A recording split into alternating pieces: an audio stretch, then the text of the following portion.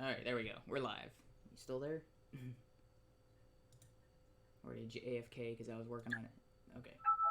So, I'm a little late today. I was working on the thumbnail for this episode, and my Google chat was my Hangouts was frozen there for a second. Yep. Good enough.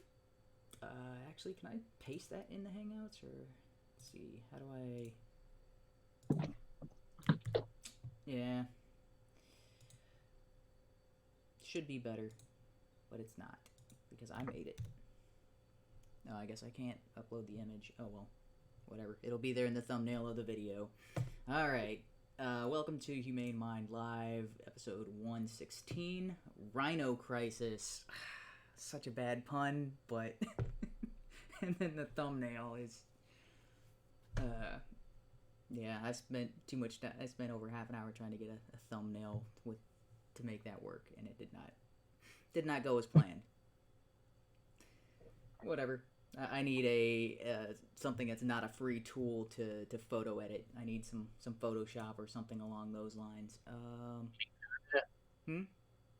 Paint.net. Paint.net. It's like Photoshop Lite, but Yeah. it's free.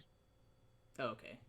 Yeah, because that would have helped me solve this issue, because those are images with opaque backgrounds, but for some reason when I pasted them on there they show up with black backgrounds. Whatever. So if I'd have gone with something else, but paint.net, you say? I'll try that later to correct this and get the image I actually wanted. But yeah.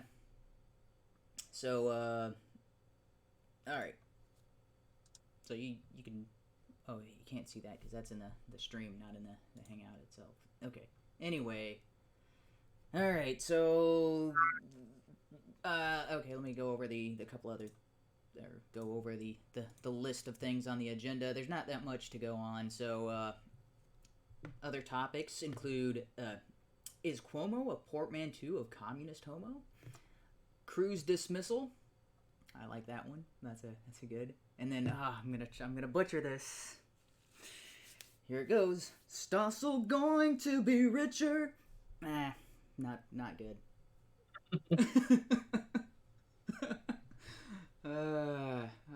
Maybe I'll actually play the music video or the song of that so I can get it won't be off key and we'll actually hit the right notes.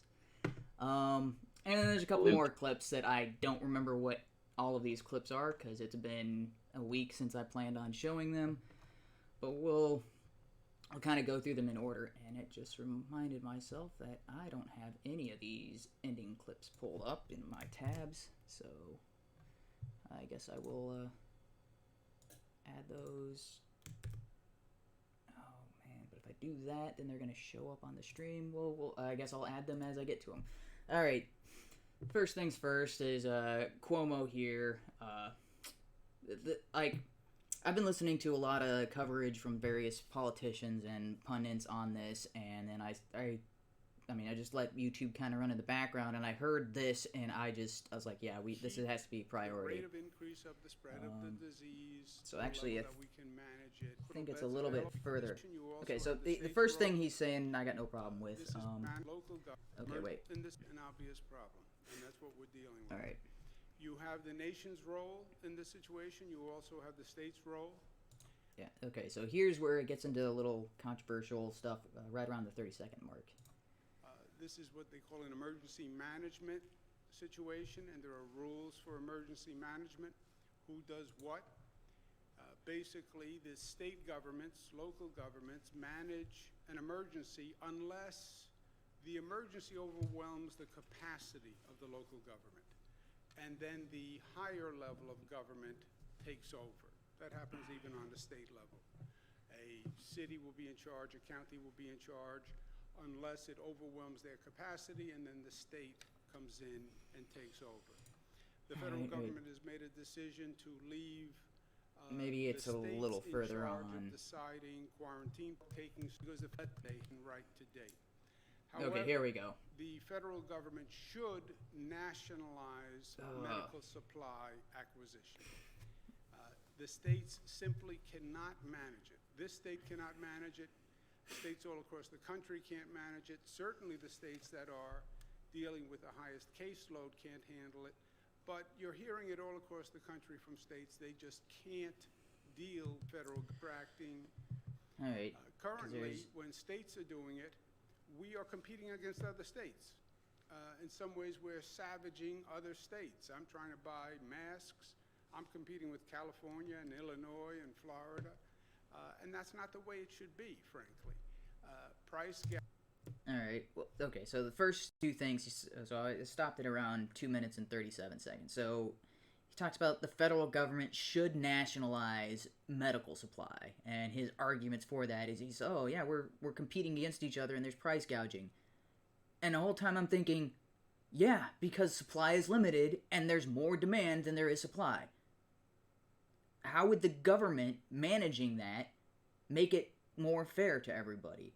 Because you still have the same supply. It's going to hurt some states and give other states too much. No, what they would do is just basically confiscate it. Yeah, well, they would confiscate the medical supplies and then distribute them to the states.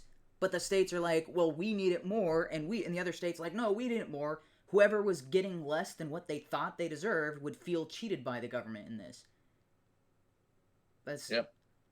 This is the main thing that has been going around for about a week is people talking about price gouging.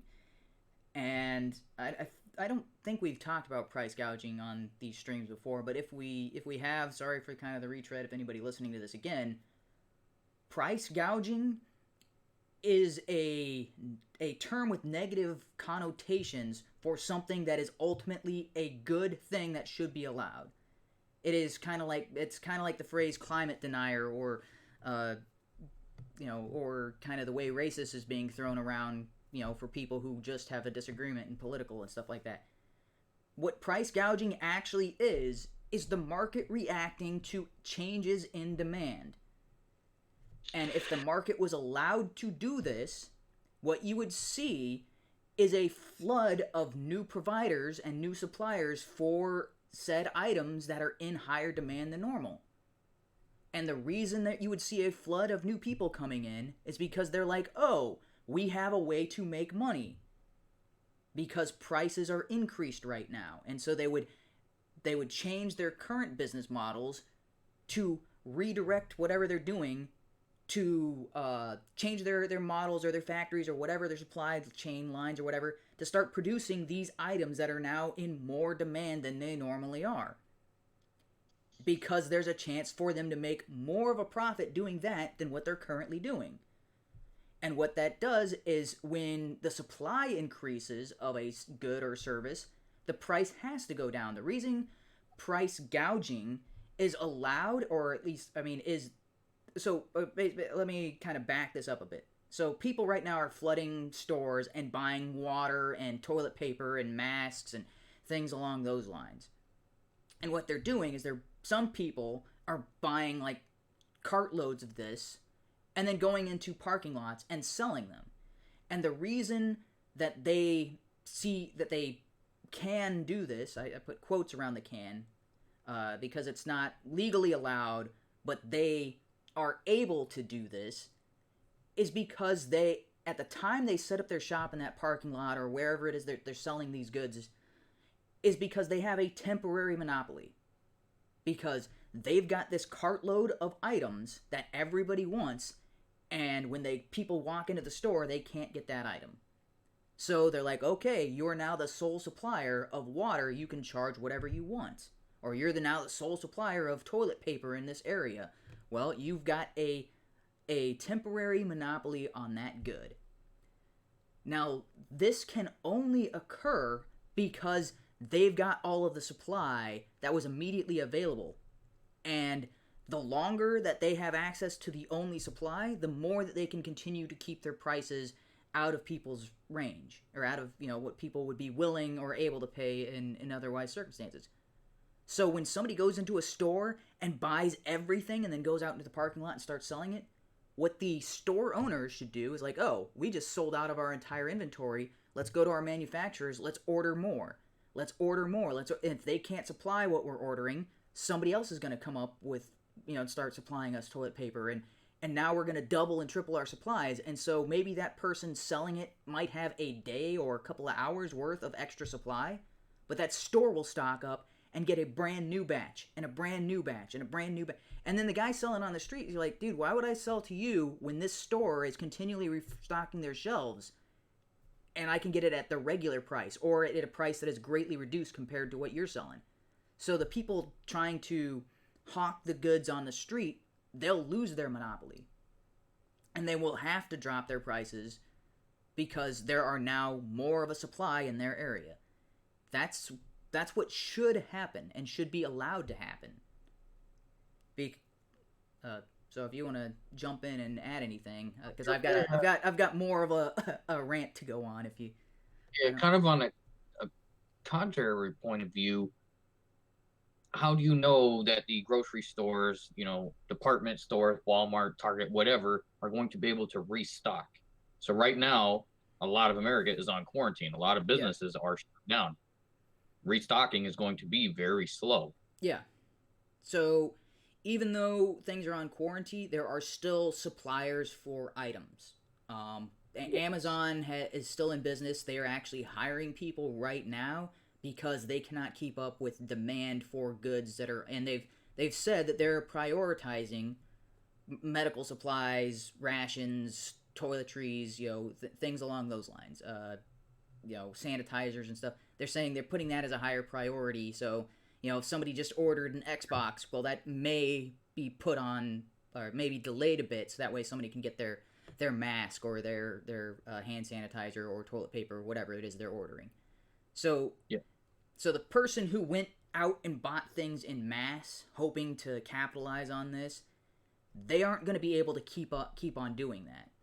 That's what happens in a situation like this, because they're going to go out and buy the initial supply, and then the faster that supply can be restocked is going to drastically reduce their temporary monopoly. And this gives businesses an incentive to go out and seek new suppliers, or businesses that aren't currently suppliers of that product to change whatever it is that they're providing and start prioritizing these things that are in high demand. And part of the reason businesses don't have the capability or don't jump on this, and it takes weeks or whatever for them to ramp up and start building, because they're talking about shortages on ventilators and shortages on test kits and shortages on other stuff. Yeah. Part of the reason for their inability or unwillingness to change over quickly is because they don't have permission. And that's what we're seeing, and I'll get to a...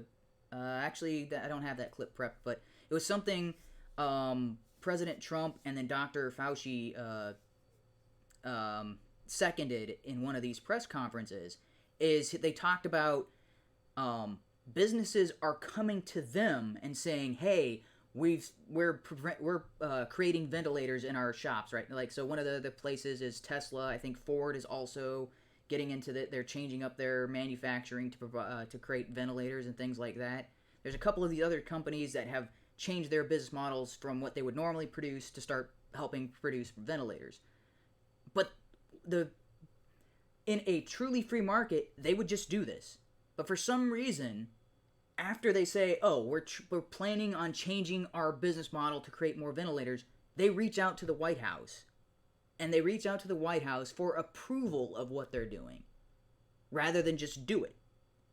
Because a truly free market, where you can do whatever you want so long as you aren't committing fraud, so long as you aren't taking advantage of somebody else. They're asking permission for. Why would they not be allowed to do that? Yeah, well, currently they are not. The ventilators have to be approved by the CDC. A lot of these test kits have to be approved by the FDA. So businesses are saying, "Here's our plan. We want to get involved in this." And they're reaching out to the White House. They're reaching out to President Trump. They're trying to get a hold of him in order to get approval, so that way they can, like, "Hey, if I do this, right, you're going to be able to use the products we're making." And or the more likely thing is we're not going to get slapped on the wrist by the government because we have to, in order to continue to make these things, they have to be able to make a profit. Nobody is going to stop making Teslas or Fords and start making ventilators at cost. Because if they provide the item at cost, they are losing money for every one they create.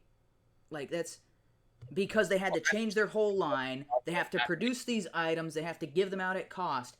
And then once this is all over, they then have to pay to get everything back to the way it was before this.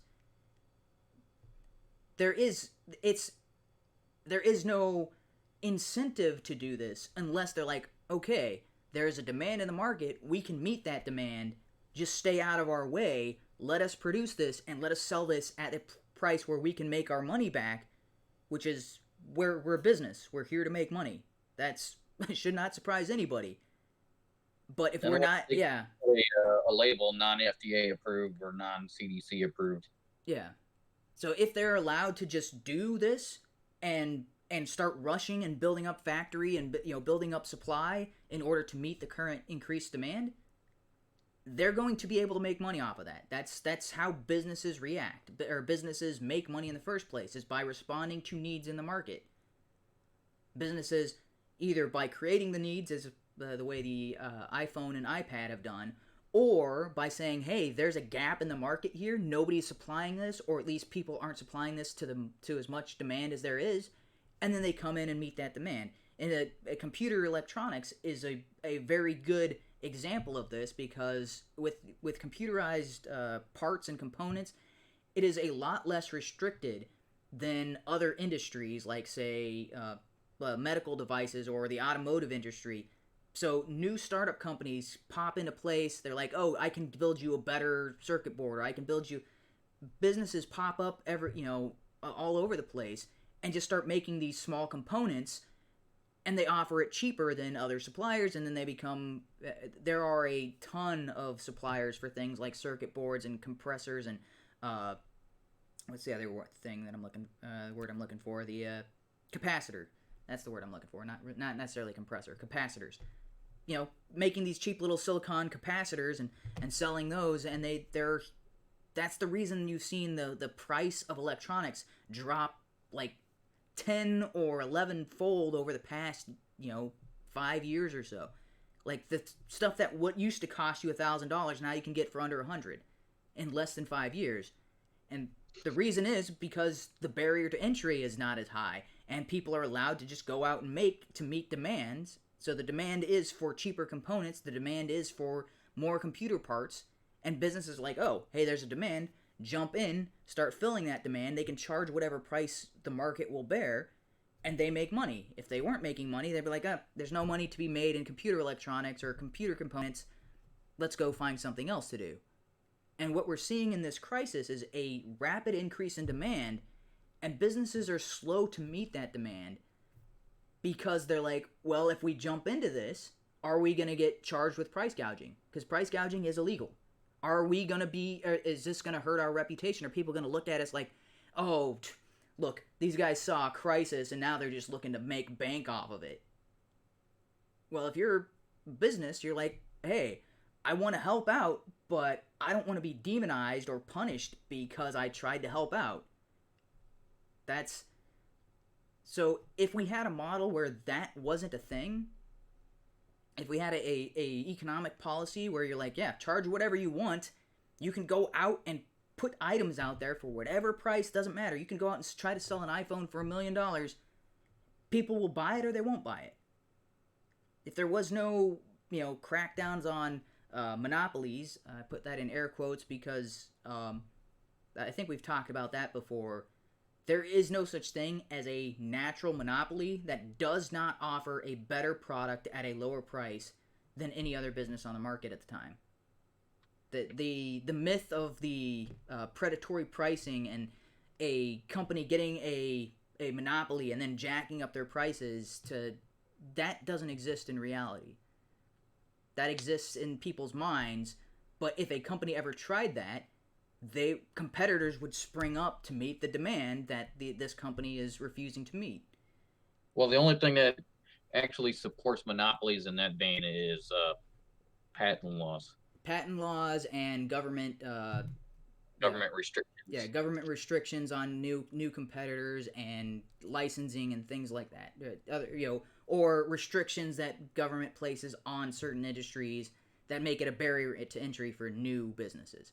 So there's a whole bunch of stuff like that. But if businesses were allowed to start up overnight, because there's a lot of entrepreneurs right now, and I consider myself one of those, who see this as like, okay, there's an opportunity here. People are spending more in certain areas, and I know of suppliers that supply these goods, and I would be willing to go out and buy those goods and provide it to other people, provided I could make money off of that, because I'm starting a business to make money. I'm not starting a business to lose money. I'm not starting a business to break even, because that is a huge time sink and a lot of risk, and it's not worth it unless there is the chance where I could make something back to make it worth my while.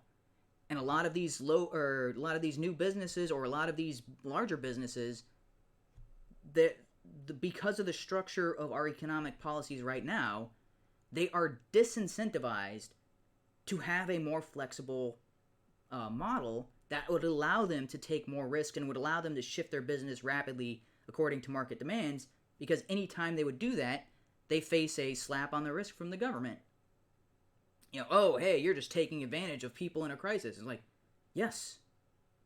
So if you think about it, it's like, okay, if you are a business and you sell, let's say, entertainment stuff, like if you sell movies and people are buying movies and you're charging more than what people could rent them for, or more than what people could buy them at other places, does the government come by and slap your wrist and say, hey, you can't charge double what other people are charging, because that's taking advantage of people who want to buy movies now, and you're the supplier of movies that they can get quickly, and if they went with somebody else, they'd have to wait a while, or they'd have to go across town to get, and so they'd rather, okay, I guess here's a better example. Best Buy.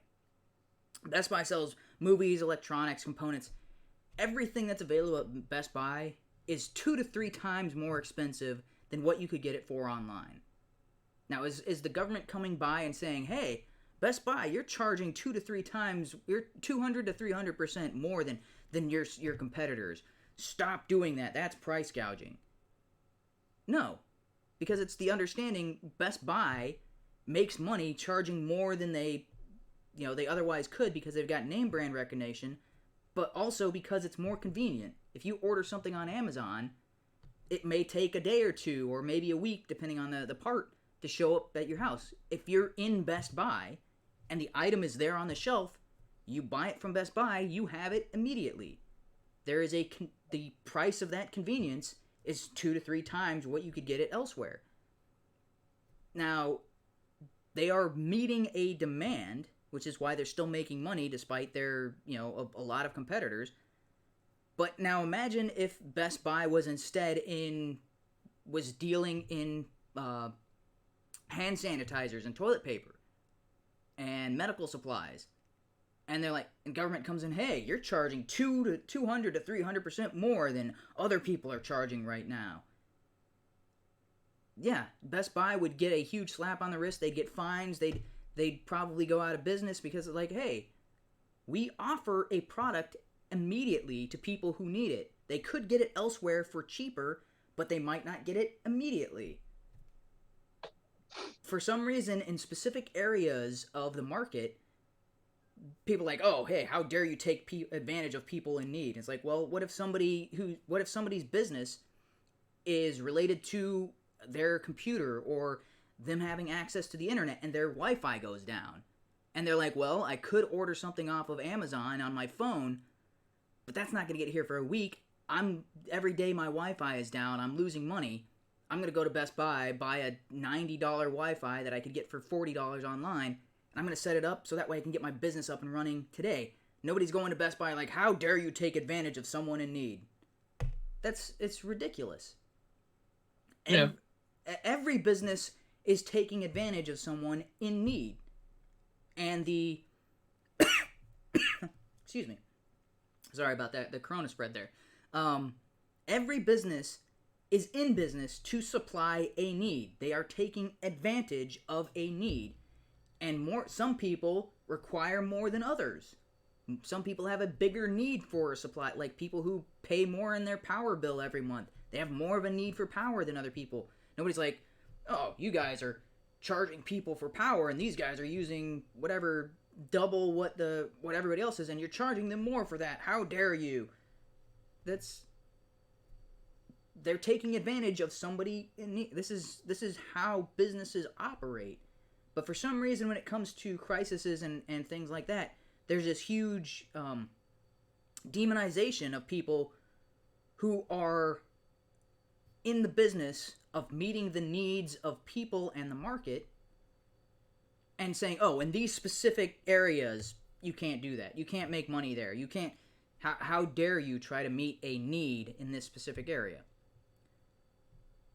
So, and going back to something I started to say earlier, when businesses see a need and they start springing up, they start changing their manufacturing to start supplying the items that are in need, more items exist than existed prior to that crisis.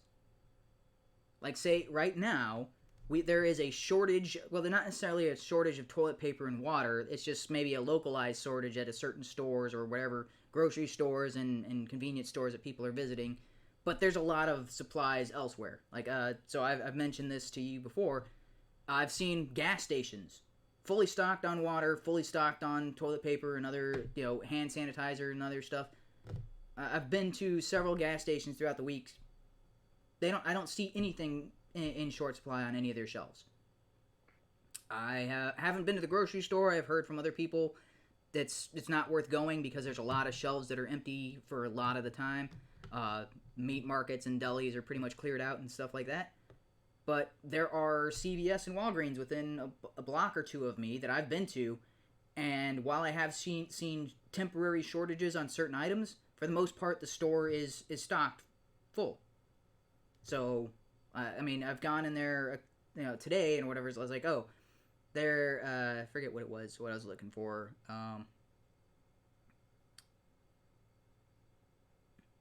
Probably toilet paper. No, I was looking for bottles of water, but of a specific kind of bottles of water. They still had shelves full of bottles of water.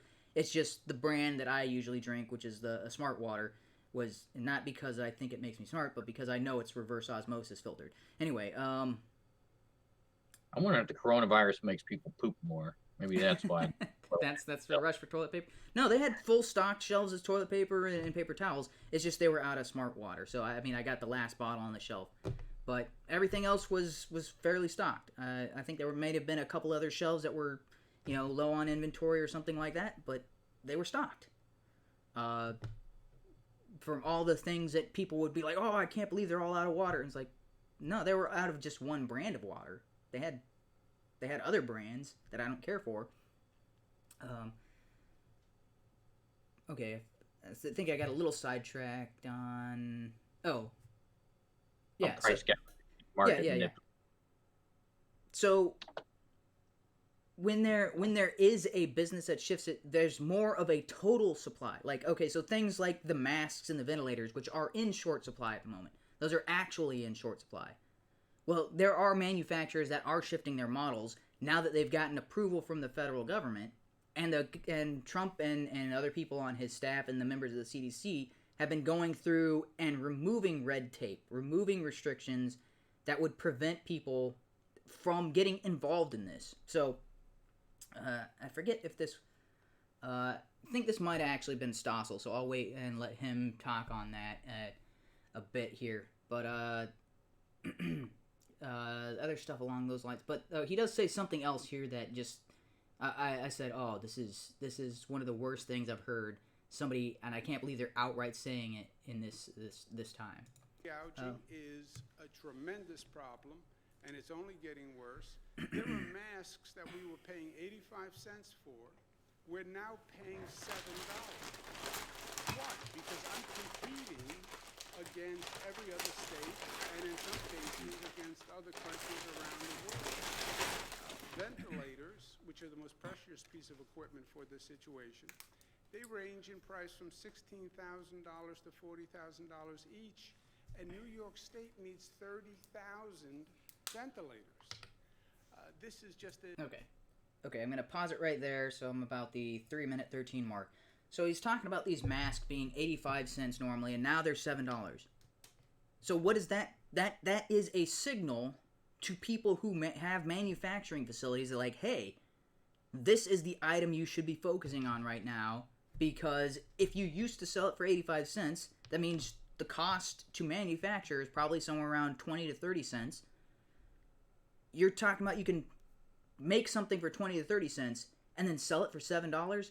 Yeah, why would you bother selling what you currently are, which probably costs you, maybe it costs you 20 or 30 cents to make whatever you currently manufacture, but you're only turning around and making 85 cents off of that.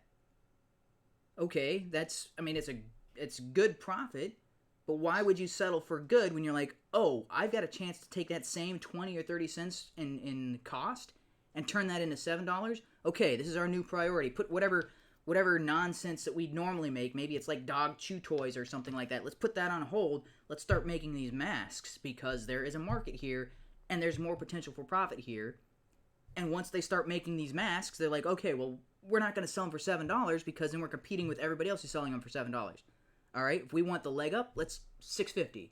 Still worth my while, still worth changing my entire business model, my entire factory's manufacturing, to take something that costs, maybe even it costs 85 cents for them to make, to, change and overhaul their system, and now they're making, it costs them 85 cents per item. Oh well, they're making $6.50, that's worth it to them. That would be something that is every incentive to switch over and start making these. And what that means is they'll start making more masks than what are currently being produced. And since they're offering $6.50, well then somebody else would be like, oh, $6.50, still worth my while. All right, let's change our business model. We'll offer them for $5. And then they'll have all of these companies jumping into this market, out competing each other and trying to, like, okay, I just spent however much money overhauling my factory, start producing these. I've got all these masks now. I need to start selling them. They're not selling at $5 and $6. All right, let's drop it to $4. Still worth my while. Still makes up for the time I spent changing everything over. Same thing with the ventilators type thing. If you can, it's all about incentive. And I think I've told this story before. All right, let me take a swig of water before I start.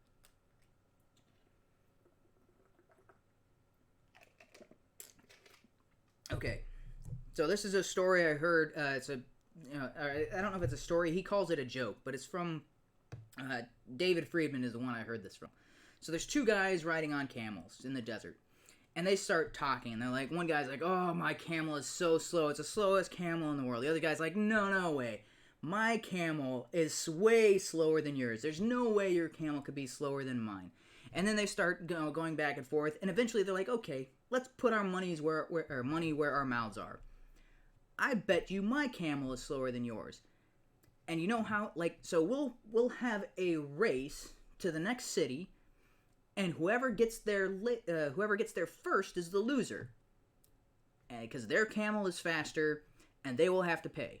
And so they make this bet, and they, both of them are going kind of at the same speed, but then one starts to slow down intentionally, and then the other guy starts slowing down intentionally, and the other guy starts slowing down intentionally, and before they know it, they are both at the city's gates. They can see it, but both camels have completely stopped.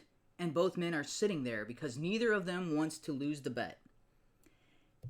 And while they're sitting there, somebody walks by, looks at both of these dehydrated men who have been traveling, and he says, the city is right there. Why are you stopped? And they explain the situation to the guy. And the guy says 2 words, and immediately both men go off to the city as fast as they can. And the 2 words the guy said were switch camels.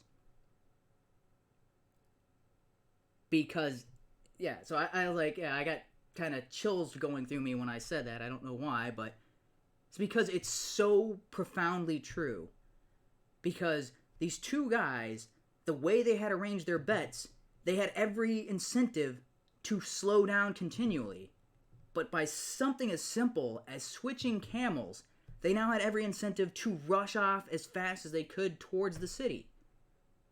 The other guy's camel was slower. Yeah. Or to prove own was slower by riding the other guys. Yeah. That's and what we're in a situation right now because of this price gouging and what Cuomo is saying right now, like, condemning this sort of thing, is he's applying a negative incentive for businesses to change what they're currently doing. Because they will be demonized by people like him. They're like, oh, how dare they? They're taking advantage of this crisis and this, price gouging, and masks that used to cost 85 cents are now costing $7. This is terrible. This is horrible. Well, that's the situation with the two guys on camels continually slowing down because they've got the incentive for them to speed up is taken away from them. The $7 price tag, that's an incentive to rush towards the city. But if they're like, oh, no, you can't be $7. How dare you? How dare you? You can't be charging that. Well, that's the incentive to slow down and not race towards the city until you stop. So, yeah. I mean, ultimately, if someone's trying to to manufacture a new product and has to set up new lines and switch gears, that has a lot of overhead. Mm-hmm. You jump out at the initial price that mass started off of 85 cents. No company would do that. They're going to have an increased price initially to recoup from shifting their manufacturing lines. Yeah, to make it worth what they're doing. But at the very least, more product out there. And as Yes. more product becomes available, it's going to drop. Yeah, the more product that is available. So it's once the product or the supply of a product meets the demand, there is an equilibrium point, and at that equilibrium point, once there gets more supply than demand it requires, prices must go down. Otherwise, the shelves are going to start filling up with items, and people are going to not want to buy those items. And then for the manufacturers, they're like, okay, now we're sitting on a bunch of masks. They're not moving off the shelves like they used to. Let's lower the price. We've got a $6.15 range to maneuver that price. Okay, but I can afford to drop $1 off. Okay, now let's, instead of charging $7, we're now charging $6. Let's see if we can move more masks at $6. Still not moving enough masks? All right, drop $2 off of that. Still $4 a mask now. I still have a range where I'm making money and it's worth my while. That's, without that buffer or without that range, companies aren't willing to go through all the work of switching up to provide these items. There's too much risk involved and not enough reward to make it worth their while. Unless they know that they're not going to get smacked by the government, and unless they know, hey, this is something that we can do legally. All right. Yeah. An impossible situation to manage. If we don't get the equipment, we can lose lives that we could have otherwise saved if we had the right equipment. All right. With companies where the federal government says to companies, I would appreciate it if you would work with us and do this. And the president has done that, and he seems to have gotten a good response on a voluntary basis. I'm at about The other way is $350 what's right called now. the Defense Production Act, where the federal government has the legal authority to say to companies, you must produce this now. Wow. It is invoking a federal law. It is mandating that private companies do something, but I think it is appropriate. If I had the power, I would do it in New York State, because the situation is that critical. I think the federal government should order factories to manufacture masks, gowns, ventilators, the essential medical equipment that's going to make the difference between life and death.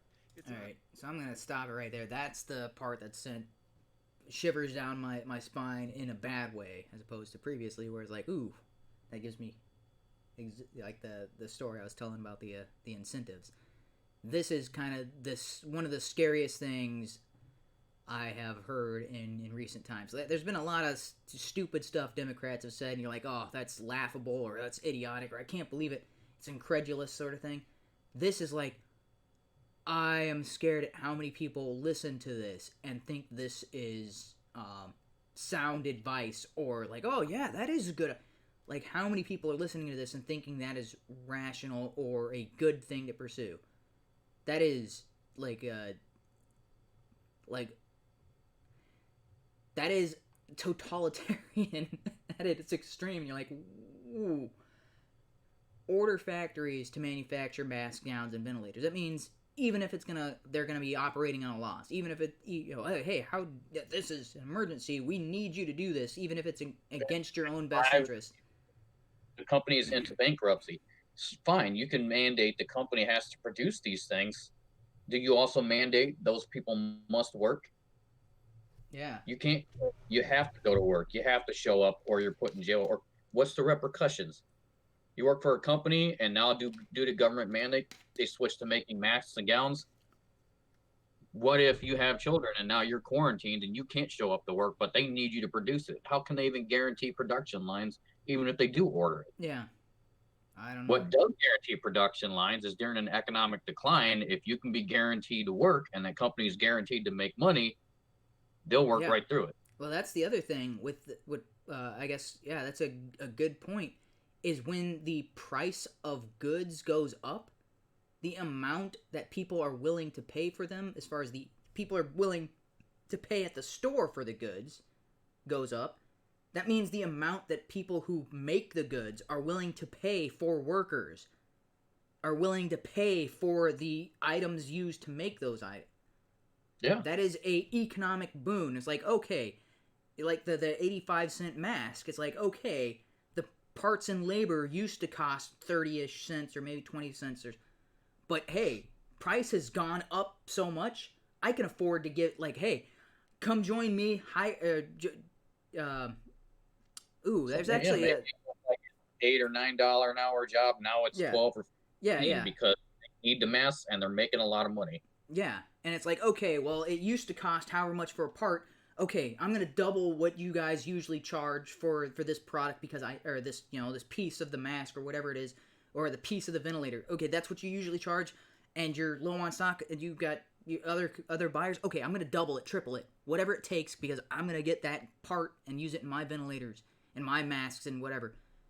And so that is a boost to the other business that supplies those smaller parts, and that other business is like, oh, we've got more of a demand, let's start building up more of the supply. And oh, well, now we can afford to hire more people. It snowballs in that way. That's how a truly free market will react to this sort of incident.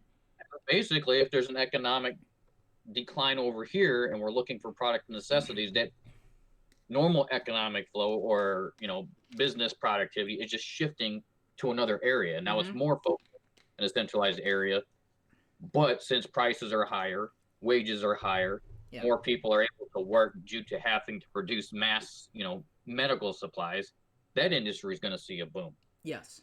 And whereas if the government just says you have to and there's no incentive, economic decline here, vast economic decline here, that's going to collapse the economy completely. Yeah. You can't force businesses to just work for free. You can't force people to work for free. That's not how. That is worse than an economy slowly declining. That is basically forcing it to. Yeah. And so this will be kind of the last thing I say in this regards, is prices serve a dual purpose. And depending on your perspective, higher prices is a bad thing if you're trying to buy. You want to pay as little as possible. And so a lot of consumers are looking at this price increase as a bad thing because that hurts the amount of things they can buy or how many of an item they can buy. But for suppliers and for business and entrepreneurs, people who are in the industry of supplying items, higher prices is an indicator. It's a signal. It's like the bat signal. It's like, here are citizens in demand. They need you to come help them out, Batman businessman. Higher prices is the bat signal, and they show up and like, oh, here's the crime that I need to come and fight. Or, I mean, not crime, but, I think this analogy broke down pretty hard and pretty fast. But here's the area where I'm needed most. Higher prices is the signal to entrepreneurs, to people who run businesses. Here's where you're needed the most. It is a dueling relationship. It is conflicting, not incentives. What's the conflicting goals? Because the producer's goal is to make more money. The consumer's goal is to spend less money. And it's the balance between those two conflicts of interest that you find that price equilibrium, and you find a good balance, and the market demand is being adequately met.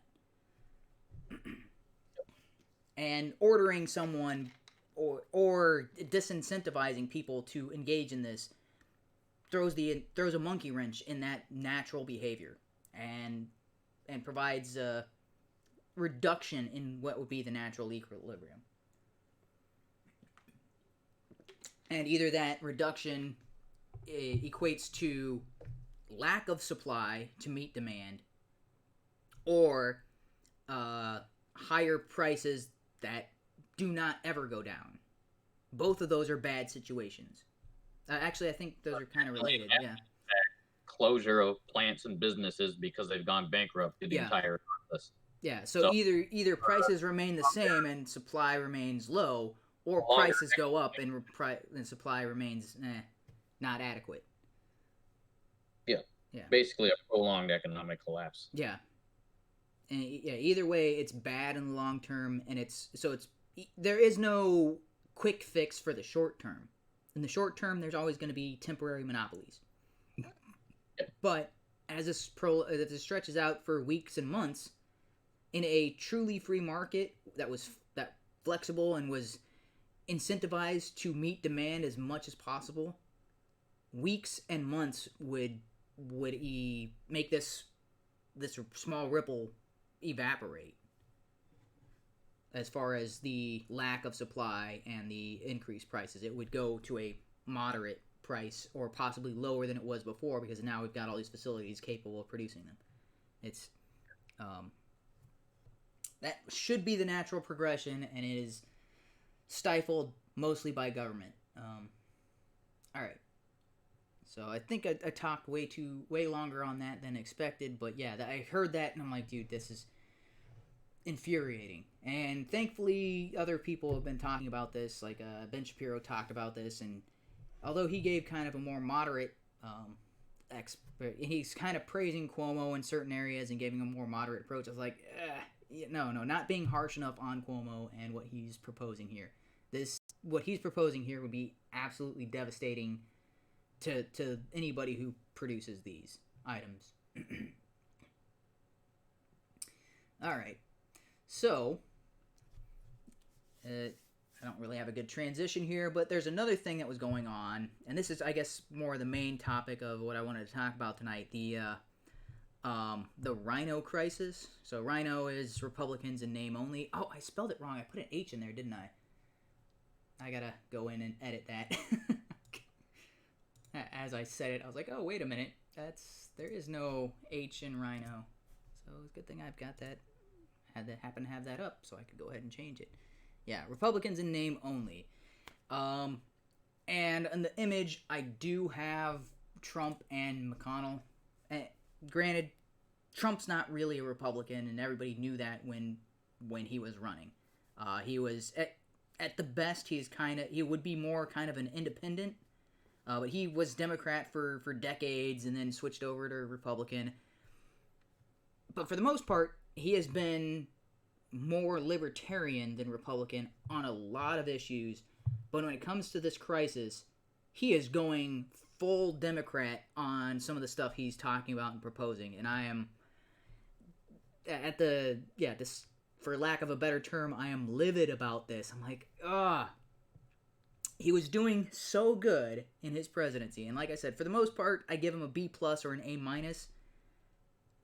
If what he wants to pass due to this crisis and with what Mitch McConnell is proposing, if they actually get all the things that they've proposed through, it's going to be a D for this presidency from me. I mean, granted, not that means much of anything, but it's going to be just shy of a failure. For this one incident could undermine everything else he's done in his presidency. It's that bad because he's talking about giving people $1,000 a month just cause,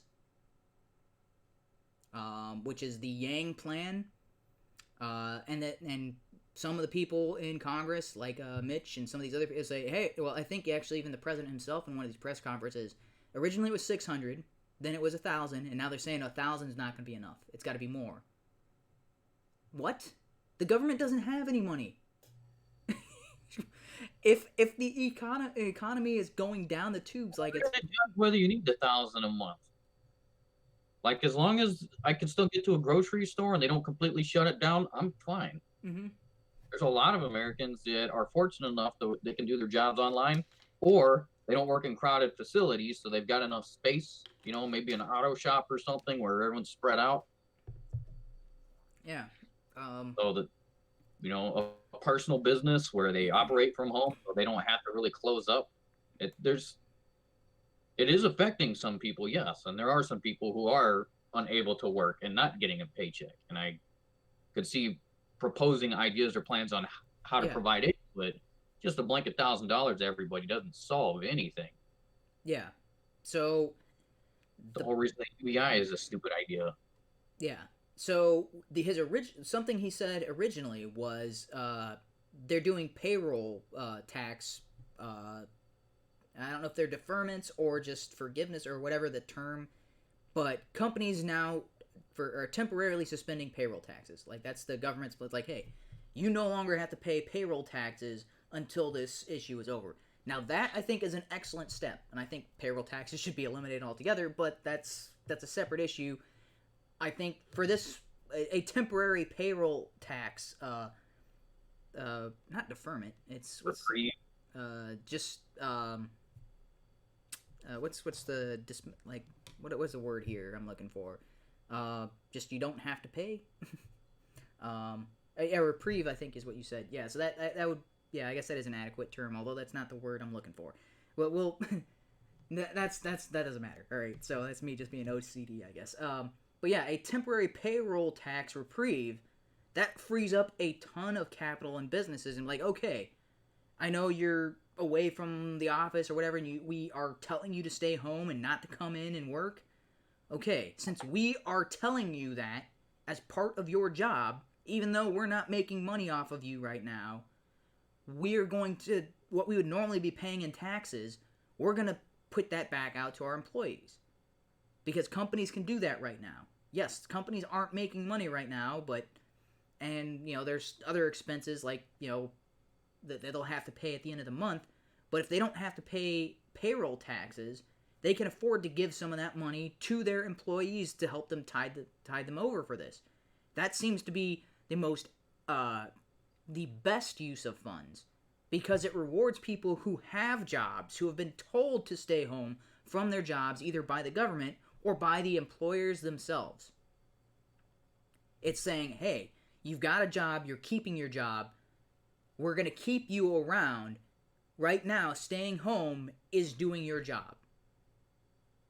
But with this $1,000 a month to everybody, regardless of economic situation, that does not fix the problem. No. That encourages people to economic decline further on. Yeah. So the people who currently don't have a job aren't looking for work, because right now, like I said, places like Amazon are looking to hire people because they're like, yeah, we can't keep up with demand right now. There's a lot of demand for a lot of products. We're offering more than we would normally offer for people to join up with Amazon at our warehouses and other facilities. There is a demand for labor. But if you could make $1,000 or however much this ends up becoming just by sitting at home, and you're like, well, I'm going to make money whether I stay here or whether I go to Amazon. If I go out and work at Amazon, there's a risk of me getting the disease, either in transit or by somebody at the warehouse or whatever that has it. Okay, it's not worth my while. The government's paying me to stay home. I'm just going to stay home. Yeah. Even though I could possibly make more money going and working for Amazon, I've got my bills met. I'm okay to stay at home for right now. That's what this is incentivizing. when you got Cuomo over there saying, "Oh, we need more masks and more ventilators," it's like, well, the government just, or the president and the Republicans are just proposing a plan that incentivizes people to stay home and not to go out and make these products. Yep.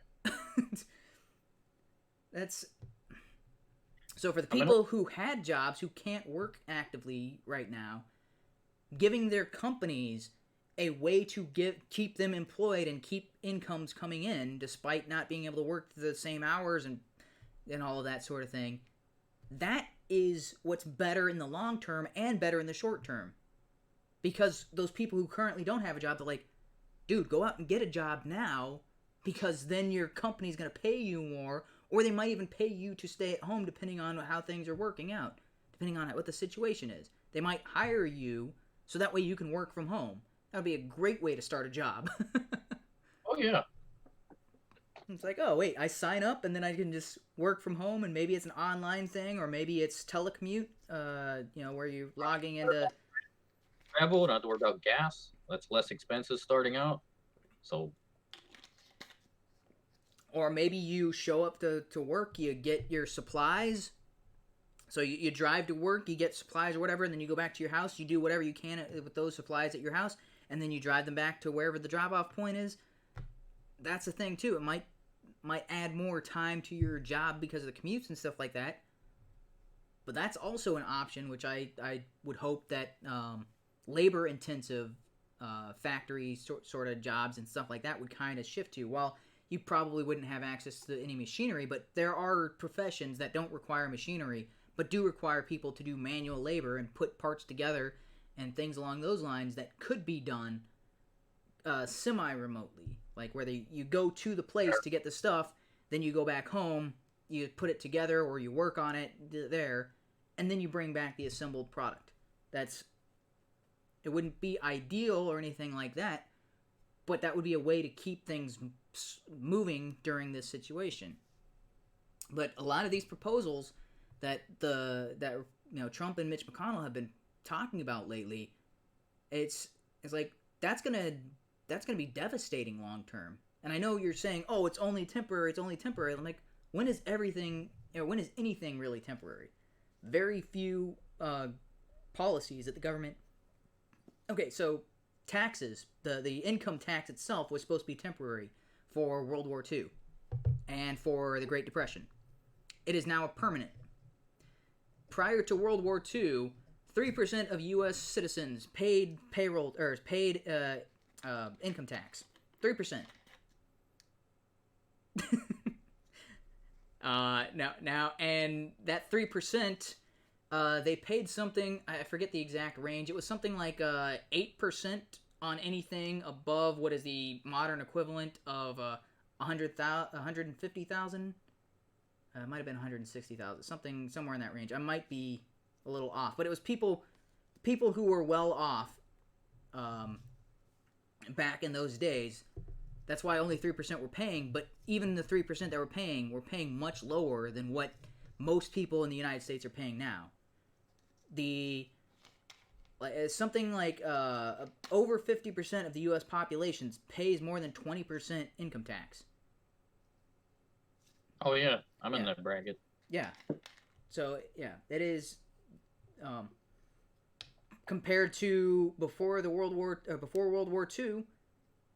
3% paid income tax, and when they did pay income tax, it was less than 20%. Yeah. So, that was a temporary policy.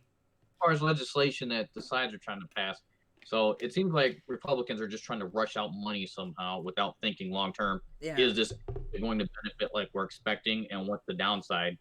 What's the negative? Is that going to further extend an economic decline or collapse, or possibly lead us faster to an economic collapse? And then on the Democrat side, they are using this as some sort of bargaining chip. Yeah. They tried to pass two bills, both over 1,000 pages. Yeah. Mixed in with a bunch of kind of almost Green New Deal nonsense. Yeah. So nothing to do with the current crisis at all. Yeah, and so I've got a clip queued up here from Ted Cruz that kind of I like Ted Cruz a lot. I don't think he would have been as good of a president as Trump has been. I don't think he would have been able to put up with a lot of the stuff that Trump has let slide off his back, like water off a duck's back. But I think he has had the most level-headed and most appropriate approach to this current crisis, as far as from an economic and from an actual Republican standpoint. Crisis go to waste. Oh, I guess. Sadly, hang on a second. Let me back it up to the beginning here. Famed quote from Rahm Emanuel, President Obama's chief of staff: "Never let a good crisis go to waste." Sadly, we're seeing the embodiment of that cynical approach right now. Because all the people out of jobs the Democrats are using to push, what are they pushing for? Changing the emission standards on airplanes. Mr. President, what the hell do the emission standards on airplanes have to do with thousands of people dying and millions of people out of work in the coronavirus epidemic? Don't treat this bill like a partisan Christmas list. And by the way, Republicans, we've got things we would like to advance too. Things I believe in deeply. You want to talk about what I'd like to do? I'd like to abolish the IRS. I've campaigned on that all over the country. I'm going to continue fighting for that. But, Mr. President, I'm not standing here with an amendment saying, as part of this emergency relief, let's abolish the IRS. There's a place for that political and policy discussion. The Democrats are pushing wind and solar tax credits. Mr. President, what in the hell does a windmill have to do with this crisis? Other than there's some Democratic lobbyists getting fat and rich, and they're willing to extort a crisis to try to advance their political agenda. Mandates on corporate board diversity. So these are Democrats that want to social engineer. Now listen, I actually have a lot of problems with corporate boards. I think we have far too many corporate boards that are docile and do what management wants. That's a serious problem. A lot of discussion about stock buybacks. I'll tell you what I get concerned about stock buybacks is when you have compensation agreements in place that the executives get rich if they get a short-term boost in share price, and it ends up hurting the shareholders. So I'd love to see actually more vigorous boards of directors that make sure that you're not creating incentives to gain the stock price. That's a reasonable question. But they want to mandate effectively quotas on boards of directors. Mr. President, what in the hell does that have to do with this crisis? Man. The Pelosi wish list wants to restructure the debt for the post office. Mr. President, last I checked, look, our postal workers, they go through wind and rain and snow, but they haven't been laid off.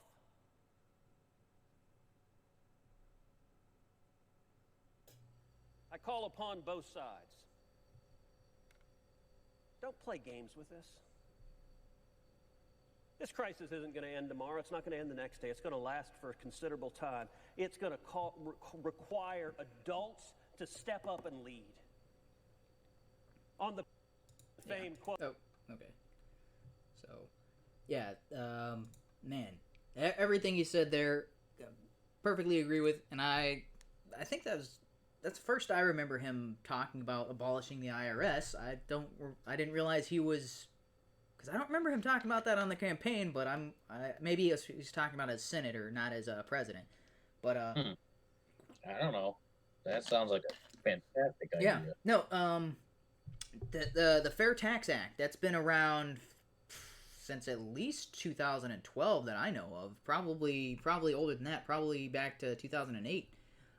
Fair Tax Act is abolishing the IRS and replacing everything they do with a federal sales tax. And I know that sounds bad. It's like, but a 10 to 15% sales tax on everything?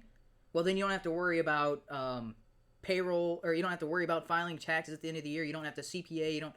Granted, H&R Block goes out of business. No, not really, because businesses still have to file taxes, so they'd have something to do, but they just probably reduce the number of facilities they have and stuff like that. But stores already collect sales taxes for states. Would that eliminate income tax entirely? Yes, what you're saying? yes. It replaces income tax. Oh, It replaces income tax entirely. Now, anytime you want to reduce your tax burden, buy less. buy less. Save your money. Yeah, so the other thing the Fair Tax Act did is it was a $250 a month check from the government. I know just kind of talked about, oh, that's terrible, the $1,000. It's like, that is to provide enough for emergency, or I guess like your basic, your water, food, and stuff like that. So you get $250 to spend on necessities for you and your family. And that means, because that $250 is your tax free exemption. Like, what is this? When you file your income tax, you get a what's that called? EIN, or no, not EIN. What's the earned income credit, right? EIC. So you file your taxes. You've paid so much withholding, and then when you file your taxes, there's an earned income credit that you can apply for that reduces your tax burden. That's the equivalent of this $200. It's either $250 or $200 a month. It is equivalent to that deduction.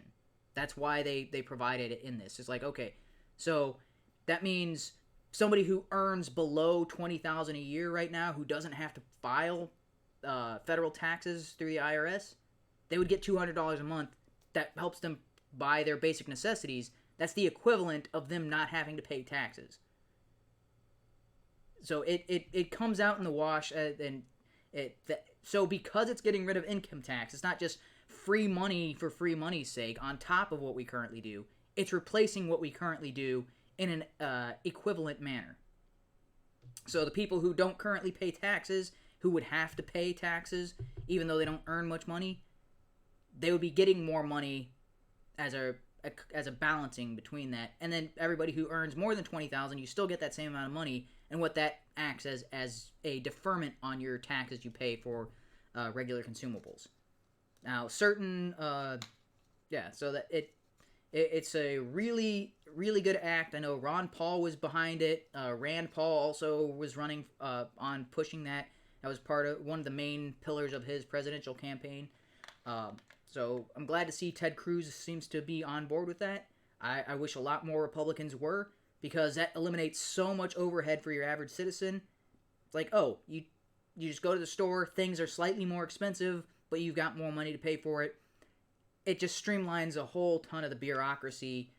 You no longer have to worry about tax exemptions and for this and that. It's like, yeah, if you don't want to pay as much tax, don't buy the more expensive thing. Yeah. So, the other side that makes this really fantastic is right now the government earns money.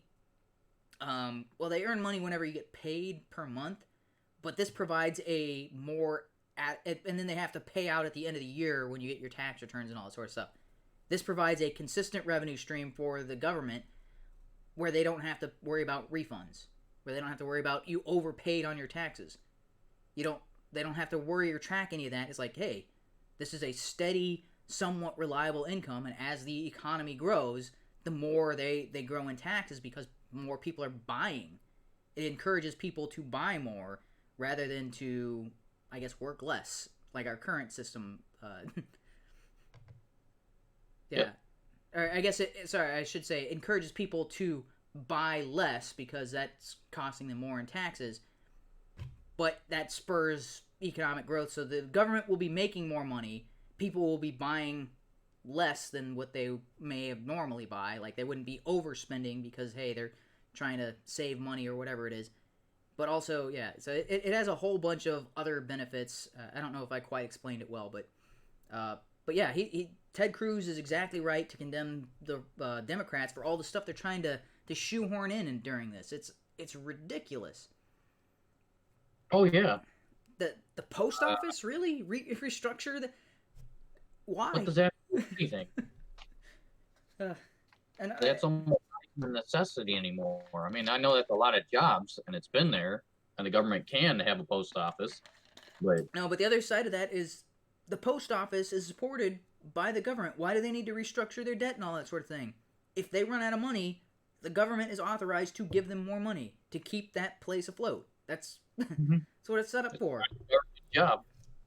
It's in the Constitution. Yeah, Why do they need to do that during these emergency acts or whatever? If it gets to the point where the post office isn't making any money because there's an economic downturn. Because they're using dirty tactics. They're trying to slap in all of the bells and whistles, things they want, Yeah. sneak little side deals, claim it has to do with current crisis, and then if the Republicans look at it and say, no, this is not. And then they'll be like, "Oh, Republicans didn't wanna help people out during a crisis." Yeah. That's what they've actually started. That's what a lot of these news organizations are stating. Take something like take full advantage of the crisis, or don't let a good crisis go to waste. Yeah, that's what he started with the Rahm Emanuel quote. But that's exactly what they're trying to do. Yeah. Now, I can understand if there's differences, minor nitpicking over provisions for a crisis, and that's where people are stalling, wanting to get something fast, but something that's not gonna break the bank and it is going to be worthwhile. But when you have 1,000+ page bill, which why would you have that ever in the first place for any bill? Yeah. At all. Yeah. It's we got to pass it so we can find out what's in it. That's right. The Obamacare was over 1,000 pages. It's the same. What they should do is like, okay, here's something that we want to implement. Is this something we can all agree on? One policy, one thing that we can implement. All right, vote on that in the House, vote on that in the Senate. Boom. It's something you can get done. It's something that could be passed and done in an hour or so. It's not something that would take, we got to send that to committee and that's got to be like, no, you could look at it and be like, okay, this is what we're proposing to do. This is what we want to implement. Can we get a vote on your chamber of Congress and then the vote to ratify it in our chamber of Congress? That should be 1-to-1. A page on powers allotted, so what it does, and then a description of why or reasoning for it, something like that. Just something really short. like that, so they could pass one of those types of things in about an hour, and then they can move on to the next one. Okay, now the next one, and granted, they should all be tied with like this is an emergency provision, and as soon as this state of emergency is renounced or is dismissed by the president, this goes away. This no longer applies as law. Yeah, make it a lot easier to repeal a specific bill when it was only for that situation is no longer needed. It's now costing money. Easy decision. But when it's tied up in another bill that also has a bunch of provisions for stuff you still do need, and you can't, you can't just undo the entire piece of legislation because then you lose out on productive aspects of it. They got to stop doing that. Yeah. So it's... Yeah, so, and while I do think the Republicans right now, or at least the Trump and Mitch McConnell mostly, although, because Ted Cruz, when he talked about it on the verdict, he said kind of, you could tell he was agreeing to some of these, and he voted yes on them begrudgingly, because he's like, yeah, it's bad, but we needed to do something, and it had all this extra stuff that I don't like and I don't want, but it was either this or it was nothing. And when you're stuck in a situation like that, you got to go with something that is going to be bad, but it's not as bad as it would have otherwise been. So, but Trump is like, oh, this is what we need. This is what everybody's telling me we need. So this is what we need. I'm like, so. See, I'm really hoping that doesn't go to his head, because there's now reports of Democrat senators, praising Trump for his action and his decisions, and I'm like, yeah, but those are the ideas that don't work. Mm-hmm. When they start praising you, maybe you just take a step back and say, why? Fast action is a good thing. Yeah. Quick decisions for a critical crisis, yes, that's necessary, but what is it that you're proposing and that they're saying, you know what, finally, Trump's doing what we like? Yeah. So in addition to the everybody gets money every month for just being here, regardless of what they're doing, he's also proposed things like bailing out the Boeing and airlines and cruises and hotels and tourism and all these other industries. And it's like, oh, you're bailing out companies that have been running themselves poorly. Because if they had been running themselves correctly, they would be prepared for a temporary decline in business or a downturn in their business. They would be set up to react to certain things. But like Ted Cruz talked about, where they're doing the stock buybacks, these are companies that when they had the opportunity, when they had extra money, rather than giving themselves a more stable business, they instead decided to up the value of their stock prices. They bought their own stock at a higher value than what it was worth in order to increase its value, so that way they could, oh, hey, we've got higher stock prices. We're doing great.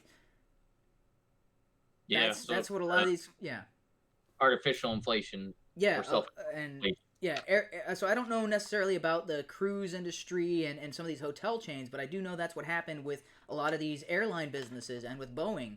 Whenever they had a surplus or whenever they were, profits were back on and they were, recouped their losses, they started buying back their stock and raising its price.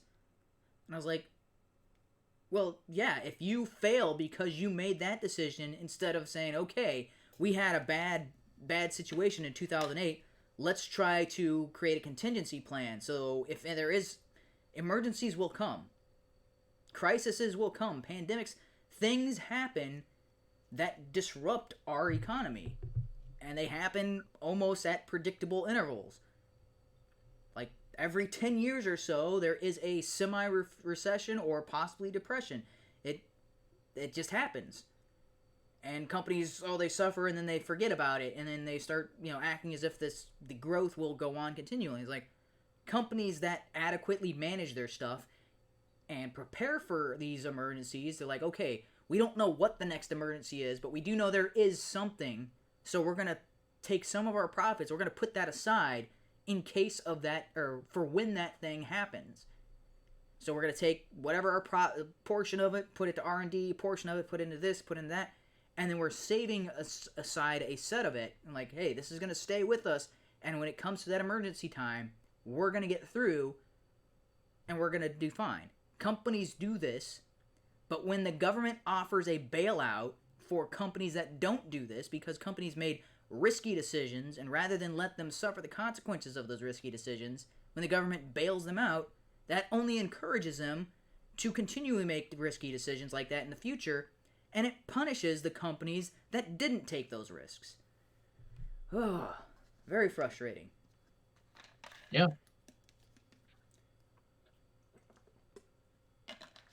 I don't know. I just don't understand the whole bailout thing. So, right, Hostess went under. Yeah. But because people wanted that name brand, Americans wanted it, they got bought out by another company and Hostess is back. Yeah. They taste like wax. But they didn't get bailed out. They failed. Sales, I don't know what happened within their business, if it was just poorly managed, probably. Maybe health trends were causing a mass decrease in sales, but whatever it was, another company saw profitability there and bought them back. So you still get the brand, still get the product. That's why it's not government's job to bail them out. If the people want it, somebody will purchase the business or reinstitute it or help, provide funds to keep it, maybe buy in as a partner or something like that to help keep things afloat. And so one of the things I've noticed about that is there are a lot more Hostess products available, like more variety of products than before. Oh yeah, they got like weird seasonal stuff. Yeah, a lot of different seasonal stuff. So that happened after they were bought out, and before they were bought out, there was Twinkies and like Snowballs. Like anytime you would go to a grocery store or whatever, there was like shelves of the exact same type of product from Hostess. Yeah, now they've got a range of products that all are Hostess based, and you're like, okay, now I understand. Yeah, they branched out instead of relying on one or two items. That's a better business model. I mean, it's not guaranteed, but I think the problem with Hostess and why they went under is they put everything on a few key products that were selling pretty well. And they never bothered trying to change up the formula or trying to introduce new products, trying to get new customers. So anytime a competitor came out with something that people liked more than a Twinkie or more than a Snowball or was adequate replacement for Snowball, they went with a competitor. And they were losing not only business to other, like Little Debbie making competing products, but also different types of products that they didn't offer. So they were losing money in the hand over fist because they never. I think I prefer the Little Debbie stuff. They have the peanut butter bars. Yeah. The nutty buddies, like that. Yeah, I think I prefer their snacks a little better. Yeah, so I mean, I don't like Hostess either, but they banked on whatever made them famous in the 60s and 70s, and they didn't really change up their business model to adapt with changing marketplaces. So they deserve to go out of business, and that's similar to airliners. It's not like airplanes are going to go away. Like, oh no, United disappeared, or Southwest Airline is no longer in business. They went bankrupt. No more airplanes ever again in the U.S. What? No, what would happen is if Boeing went under, we still have the current planes that are there. We've got mechanics and technicians to keep things running, safety inspections. Somebody would look at Boeing and buy them and all of their blueprint technology, because that's a wealth of information worth a lot of money. And now they can start up a new airline business, all still based off of Boeing's patents and blueprints. Yeah. So it's not like it would disappear.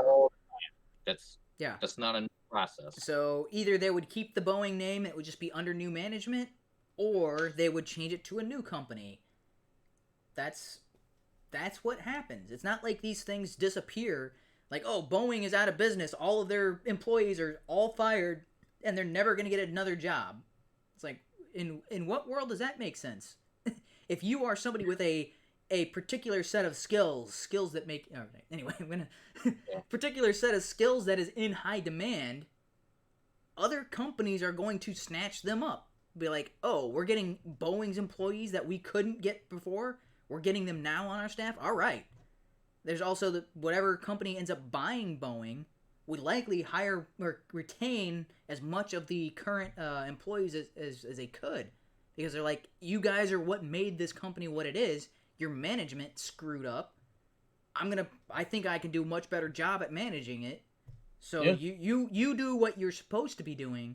I'm going to go around and I'm going to make sure that I streamline the business, get rid of any excess, any poorly planned managerial decisions, and get this back on track. That's what happens all the time. So I guess a good example of this is Blockbuster Video went out of business. Did movies stop having outlets to be rented or to be bought? Did video games disappear? No, complete opposite. Like, oh no, we don't have Blockbuster. We got to bail them out, otherwise people won't be able to rent movies or DVDs or play or rent video games. It's like, what? Well, I mean, just due to the model that happened there, Netflix is now a massive movie producer. They produce their own movies. Some not so good, but a lot of it is actually pretty decent content. Mm-hmm. There's no such thing as like a Blockbuster movie from Blockbuster. They didn't make movies. Yeah. They were just a retail establishment. Had they gone the online route when it first popped up, which they had plenty of, basically plenty of heads up, and they had the branding, they could have done very well, but they didn't even hop into that market until 2 years after Netflix had already launched. Yeah, they even had an opportunity to buy Netflix and turn it down. Yeah. So yeah, they deserve to go out of business, and it's not like that industry in which they were involved disappeared. But that's what people act like. Boeing, United is going to go out of business and they're going to disappear. I'm like, what? It doesn't disappear. Go to Walmart or Target if you want to buy a movie. Or you just rent it online or go to Redbox or stream it. Redbox, Netflix, Gamefly. I mean, there's all kinds of these services that took up the mantle of providing that service when this other business, and that's what's going to continue to happen. It's not like, so what was the other, was it Southwest? No, it wasn't Delta. There was one of the major airlines disappeared, right? Like, after 2008, 2009, one of the airlines disappeared, and it was bought out by another airline, and they merged it, and I forget what that airline... I don't think it was United. It's, I think it might actually be Southwest. Right? Southwest used to be two different airlines that merged because one went out of business. I don't remember off the top of my head. I know it was something that, or it might be American Airlines actually, because American Airlines, I don't remember that being around, 10 years ago. I think that might be the one. Right? American Airlines? Man, now I'm gonna have to look that up.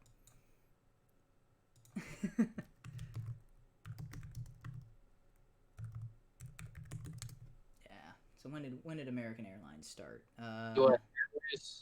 Is that no? That was those.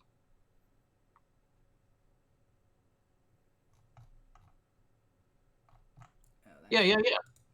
You're correct. U.S. Airways, and then they merged with American Airlines in 2013. Yeah. Okay. Yeah, because U.S. Airways was going out of business, so. Yep. They got bought out and merged. That's okay. Yeah, so my memory's not all that bad, I guess.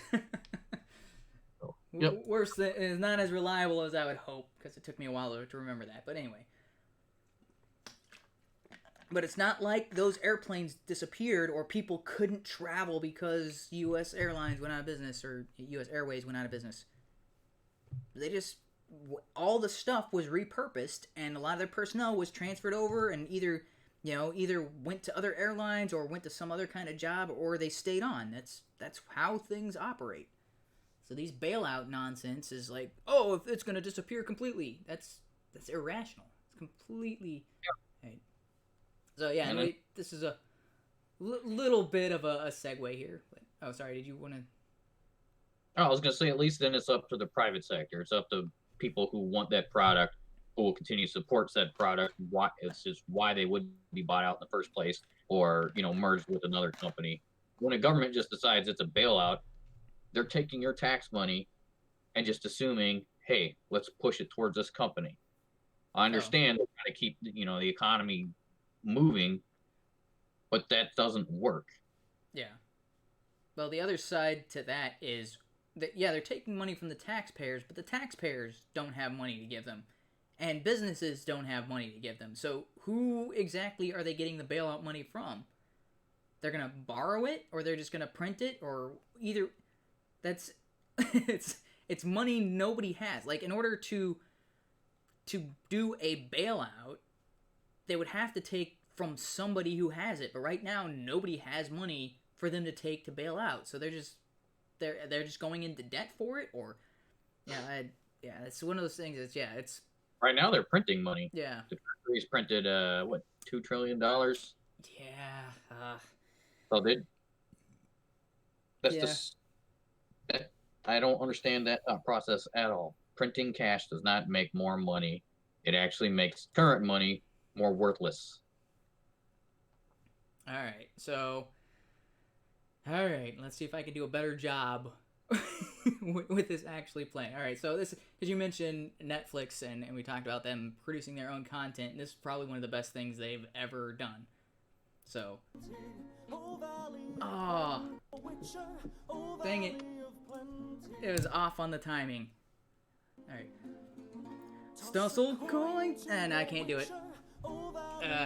Tried to redo, so yeah. I'm just gonna, never mind, that was a fail. Epic fail. But Toss of Going to Your Witcher's awesome song, and I was trying to come up with a clever way of talking about Stossel's video that came out today, and that's what popped into my head, so, because it's Stossel Coin to Your Witcher, but that's, and then I changed it to Going to Be Richer. I don't know, but so he's got the libertarian take on the COVID. So while I like Ted Cruz, he is kind of more of a moderate Republican. He's not a RINO like what Trump and Mitch McConnell are being right now. Ted Cruz is a bit more like old school conservative in a lot of ways, whereas Stossel, like, so there are some things that Ted Cruz has said or regarding the COVID thing and what the government should do that I'm like, oh nope, that sounds like an overstep or an overreach. But this video from Stossel, man, he is spot on everything, And he mentioned a lot of things that I was not aware of that I'm like, yeah, why isn't this being reported more widely?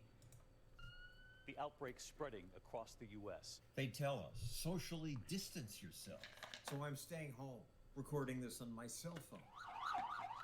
The pandemic is frightening, killing people and stopping much of life. 7 million people ordered to shelter in place. What's upsetting is that it didn't have to get to this point.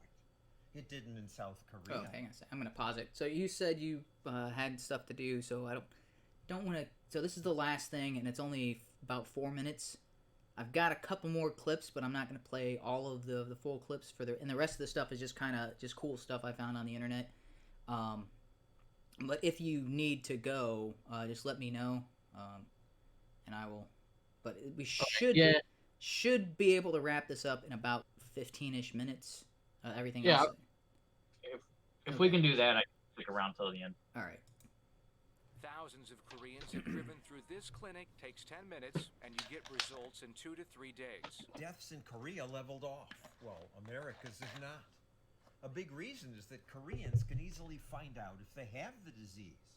650 places throughout the country where you can be tested between hospitals, clinics, and these pop-up drive-through centers. Koreans know who needs to be isolated and who doesn't. Americans don't know that because... The number of tests available in the United States is nowhere near the national demand.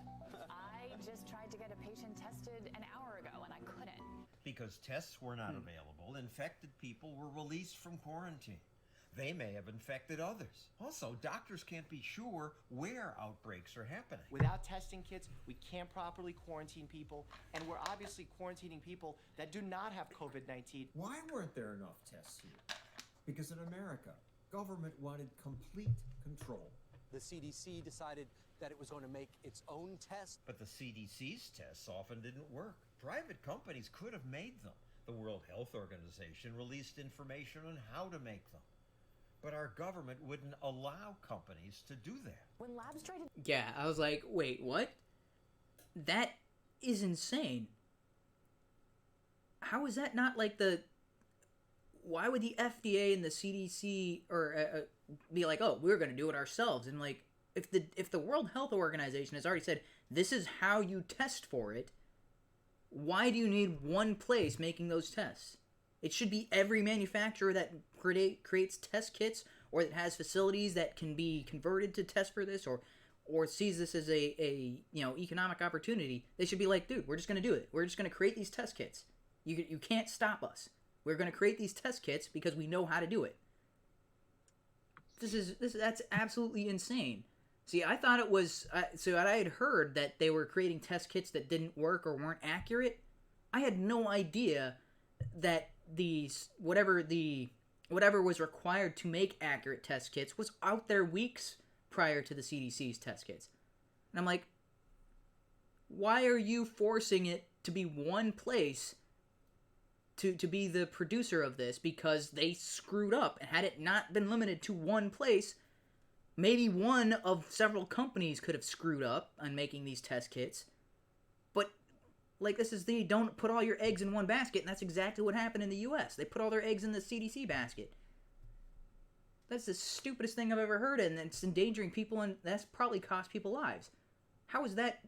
Additionally, how long did it take South Korea to kind of taper off? What, 3-4 weeks, something like that? Yeah. It's a smaller population, and it's a lot. They've got a lot easier time to quarantine those affected and things like that. Yeah, but considering the size of the U.S., if we were able to take those same tactics, it's still going to be a longer tapering off period before we hit that plateau and it starts to decline. But at the moment, entire counties are being shut down for at least a month, could be longer. I mean, how our business is supposed to stay afloat if this drags on for 2 to 3, 4, 5 months, where nobody goes outside, nobody, factories are shut down. All right, so let's continue this. They came up against a bureaucratic requirement that forces these labs to seek FDA, quote, emergency use approvals. And even emergency approvals take months. Yeah, why would they need FDA approval? What the... Oh, that's so annoying. Why? It's not like the test kit is something people are ingesting, or it's not something, if you, it's a swab or whatever or something along those lines where you give a tissue sample to them. Why does the FDA need to approve that process? Because if somebody gives you a tissue sample, oh, I gave you a tissue sample and now I'm going to die. This is not an area where the FDA should have any say whatsoever. Because people give tissue samples to 23andMe. Is 23andMe FDA approved? Like, what the... God. I mean, additionally, are they able to detect that kind of on the fly? Like in South Korea, they are doing the drive-up check zones. How does that work? No, it takes 2 days to get the results, but at least you can tell if you've got it. But no, so the 2 days. the kit itself is not the test for it. It's the collection of it and what they need in order to test that you have it. So when they actually have it, they're going to labs where it's actually analyzed and they know exactly what they're looking for. So the kit themselves is what people are using to collect the samples and turning it into these labs. And you're like, well, I guess there is a secondary component of the kit that the lab requires to test the sample, but nowhere in this process is anybody's life at risk other than the fact of being, incorrectly diagnosed. Yeah. But either that's not an FDA situation. No. Ugh, it's ridiculous. For years. The machines, hundreds of these machines, are currently in the United States, but they're not allowed to test for the virus. Not for coronavirus because yet. you need FDA approval. Yep. Last month, the government finally said it would relax its rules. Instead of the months or year-long wait, there would be an expedited approval process. But even that took so long that few independent tests were approved. We had some very old and obsolete rules that we had to live with. Finally, last week the president said, just do it. Ask us for permission later. Normally, but that response took way too long. Announced emergency use authorization of a new on-site test.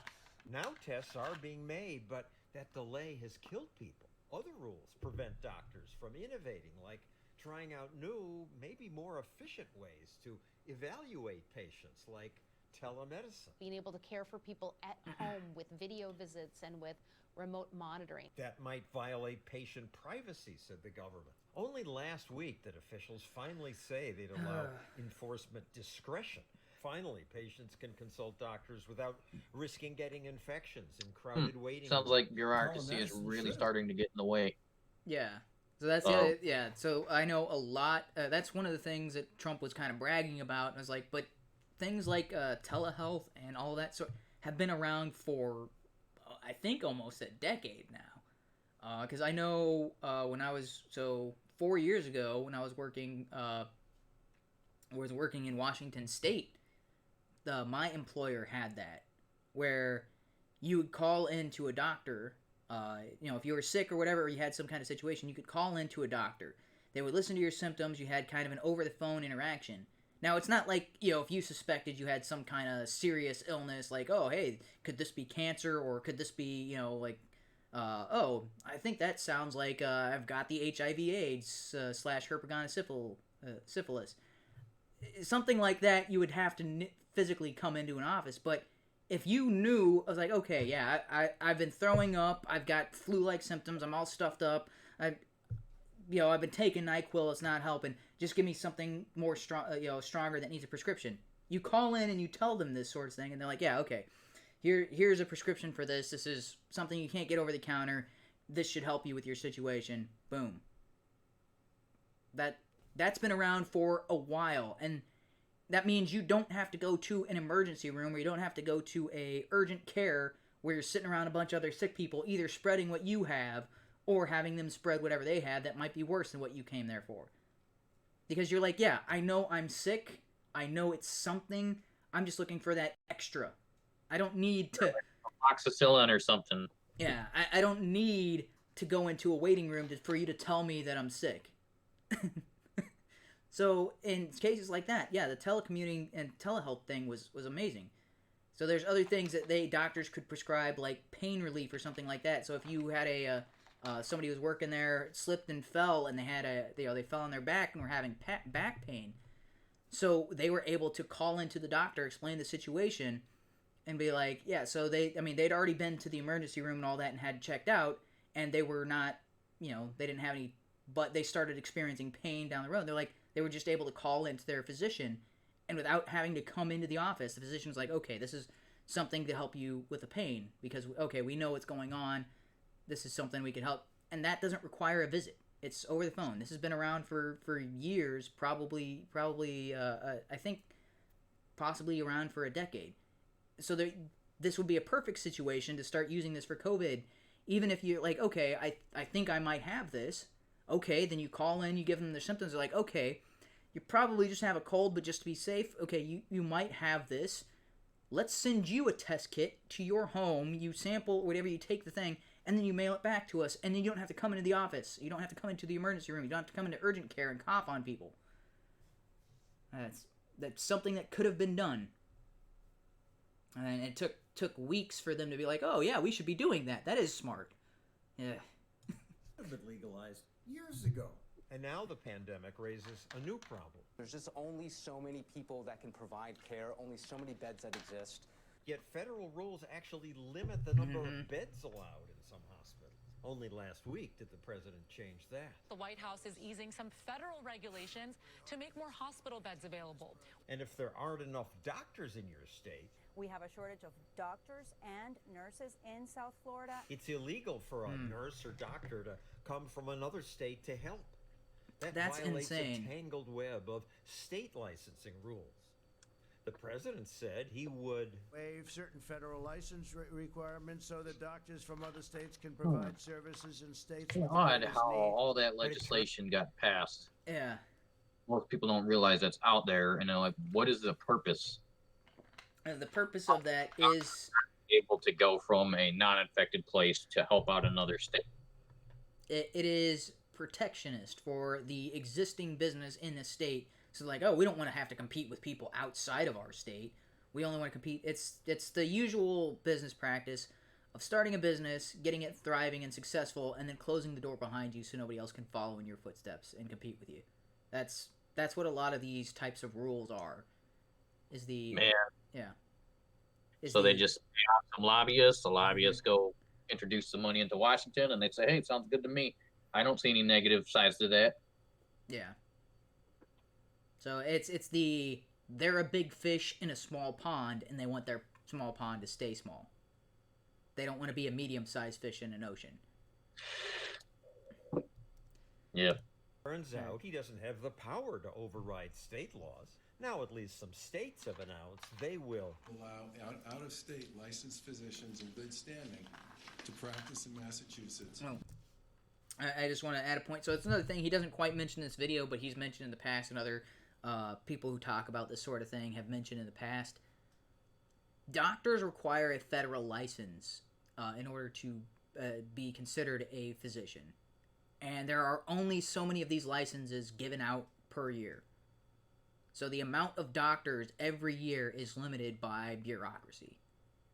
So not only do you have to go to school for your regular 4 years to get your bachelor's, and you got to go to school for another 3 years doing nothing but being a doctor, and then you got to go and do your residency where you're actually dealing with patients and getting your, and then you finally get your PhD, and you finally have all the requirements for a PhD, and then you're waiting for some bureaucrat to stamp it in Washington, and they only have so many that they are authorized to give out per year. And if you didn't make it the cut this year, you wait till next year, and then hopefully you make it in that however many people get approved that year. That's why. I don't know. I don't see any purpose in that at all. Why would you limit the amount of doctors? That I don't know, but that's what a doctor's license is prohibitive in that way. You would think it would be on the schools and on the hospitals that are training people, like where you go for your residency, where you go to school. They would be like, okay, we're not going to pass you unless you are a authorized physician, and we can trust that you're going to do the job you're going to maintain your Hippocratic oath, and you're not going to go around killing people, or you're not going to go around, doing, misconduct. And then it would be the hospital that authorizes you to be a doctor for them, not the government. It'd be like, hey, the people who trained you, the people who made sure that you can do the job, that made sure that, hey, you've got all the skills, you are gonna, we approve you to be a doctor. Those should be the ones giving out the doctorate license, not some guy in Washington D.C. or or maybe some localized facility or whatever. But why is some guy being like, oh, did you meet all these requirements? Okay, here's your approved license. Because if you are the school or the residency hospital, are you going to arbitrarily limit the number of doctors you approve? No, you're going to increase that number based on demand. That's, yeah. Ugh. All right. Sorry, it's already 9:11. I will get through the rest of this and then show a couple of clips here. But the time it took to get rid of these rules allowed the virus to spread farther. After coronavirus passes, we should leave those rules waived. Those and many, many others. Yeah. But, yeah, Stossel is awesome. I don't know if you are familiar with him, but I've been watching him for years. Ever since he was on ABC, and he did a special where he jumped in the Hudson River and swam around and proved, it's like, yeah, people are claiming it's toxic and all this stuff. Nope. People go swimming in here, it's fine. People fish out of here, it's fine. I don't know what you guys are talking about. You guys are nuts. So I was like, dude, that guy's got balls of steel, and then he's been on Fox Business, or he moved to Fox Business and has been pushing the libertarian viewpoints, and like I don't think there has been anything he has said that I have disagreed with him on. He's a good guy. All right, that's yeah. So granted, the Stossel's going to be richer doesn't quite make sense with what this actually is. But I hope he's doing he's doing very well in his career, and I hope it gets better, because he's been like a one consistent voice of reason and rationality and truth. All right, so some of these other video clips. Let's see. Let's just so I'm not gonna play this whole thing, but I found this and thought this was freaking awesome.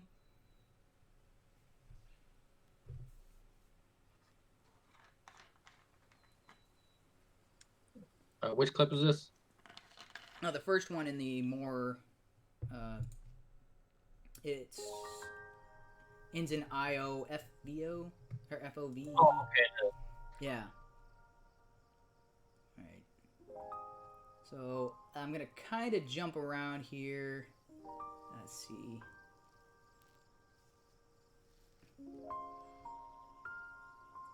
So let's jump to. Yeah, let's jump to about the 3-minute mark.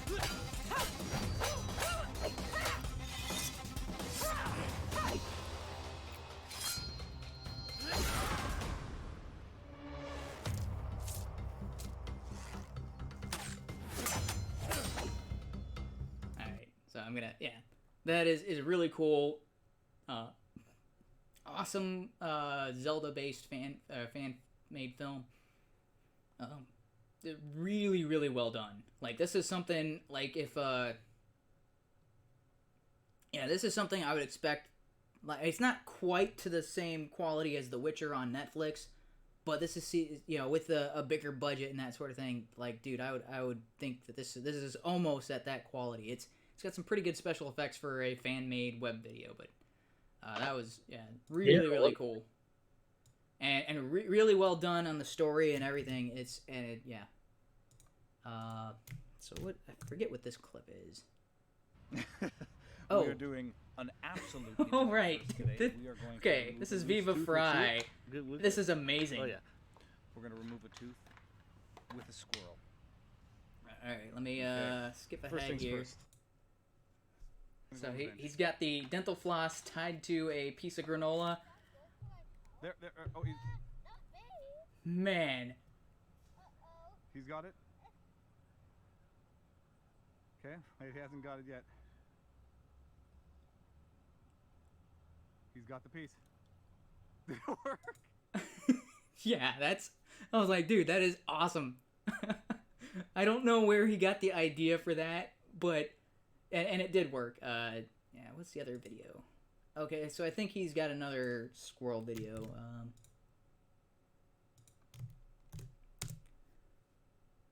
Yeah. Let's jump a little bit. So 12-second here.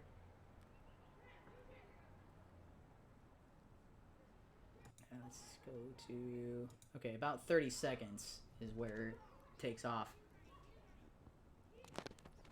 And it's sorry, it's a little jarring, but this is really, really amusing.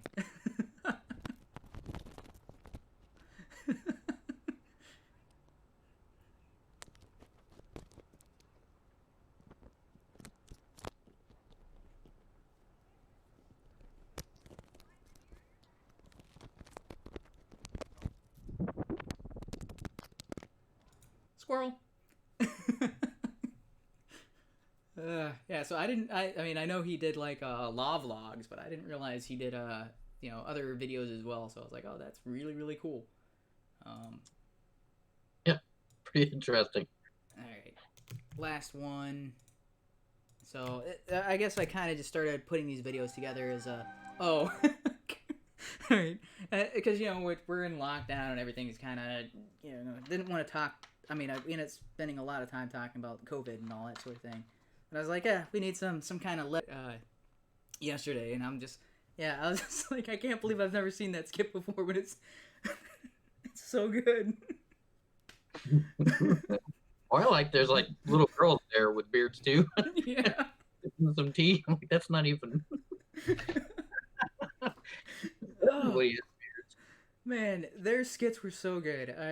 Yeah, that is one of the best shows on TV. Key and Peele, man. That absolutely brilliant. All right. So I thought that was a need a little laugh after all of the frustration and anger. So thanks for sticking around. It's 9:20. Sorry for keeping you. I was trying to get it under 9 or in around 9, but I guess we did start a little later than planned. But thanks to anybody who did join up and watch. Hopefully it was entertaining and not just me prattling on and laughing incoherently. All right, thanks, and we'll again, I'm trying to do these on Monday. Although the situation right now, schedules have been all over the place, and I know me and my brother have been working from home, but that usually means meetings that would normally happen during the day are now happening kind of all over the place. Yeah. So yeah, at various time frames, either like way earlier in the morning than they normally would be, or way later at night. So we'll try to be here Monday, and see you then.